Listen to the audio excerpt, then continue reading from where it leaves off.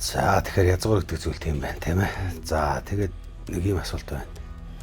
За бид нар язгуур өв соёл гэдэг зүйл маань одоо яг ямар төвшөнд явж байгаа гэж бодож чинь чиний бодлоор. Сургаалтай бол хүн, сургаалгүй бол хатуус гэж үг байдаг. Тийм. Өв соёл гэдэг ярьж байна. Одоо та бүгд яг имэдлээ ингээд хүүхдүүд хүртэл сургаад наа цаана орол явж байна.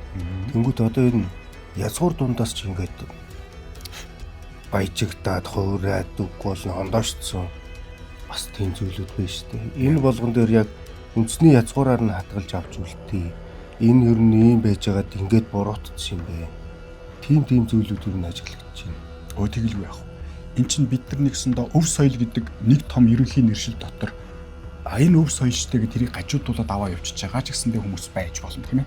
Тэр нөгөө хүн чинь нөгөө юу байгаа шүү дээ. Одоо ийм зүрх зүг байгаа шүү дээ.